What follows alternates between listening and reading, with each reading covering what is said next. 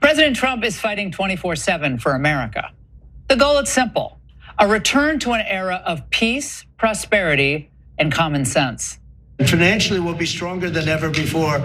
I think the markets are going to soar when they see what's happening. And I want to tell you, there's tremendous optimism out there about our country in terms of regulations being cut, in terms of taxes being cut. It would be great if the Democrats would do what's right for our country for a change.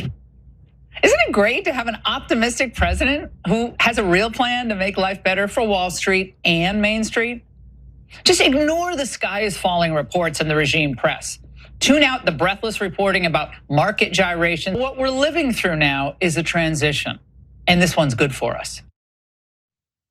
I mean, that's like, again, North Korean media, please take some notes, because that is definitely something. He's working nonstop. Dude, he has golfed 13 days of his presidency.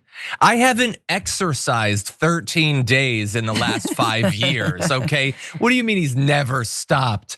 And so that's obviously ridiculous. Ignore the breathless reporting of the regime news. First of all, you guys are in charge of everything. Like, do you get that? You are the status quo. You don't get to control literally every branch of government and then pretend that you're the plucky rebels fighting the empire. No, you guys are in control. And it's the Wall Street Journal that's freaking out. It's the Washington Post op-ed page.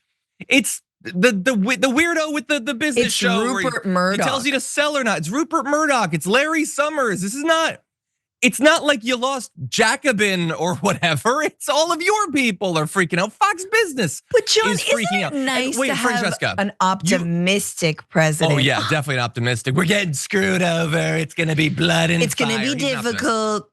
100%. You seem like the sort of person who's gonna freak out over market gyrations. That's all it is, a gyration, not week after week after week of the market falling because all of this is bad for business. Well, but that's amazing. And let's be real, like the people who can access, like ordinary people who can access like the stock market. Remember, only 10%, I believe 10% of Americans are invested in the stock market. That's like beyond, I believe, their like 401ks and retirements.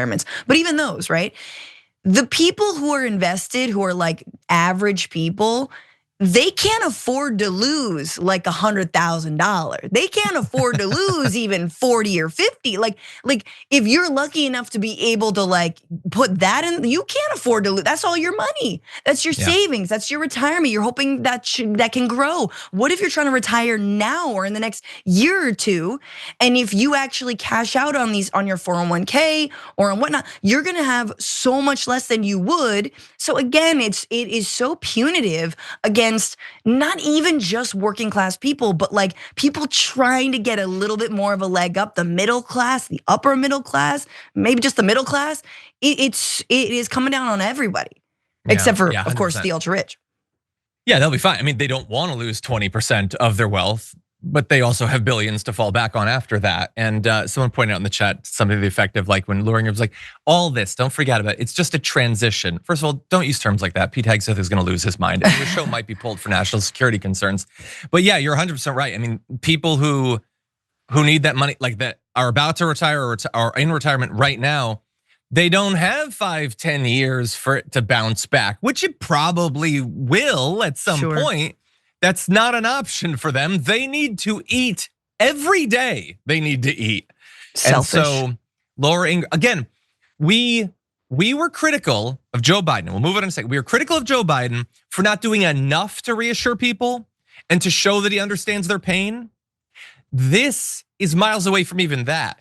This is her telling them, like this Charlie Kirk earlier this week, shut up about the egg prices. I don't want to hear it. Shut up about it. And Laura Ingraham be like, ignore the fact that your 401k is worth 19% less than it was a week and a half ago. Yeah, like that's not just not showing compassion. That's spitting in people's face as you're devastating their finances.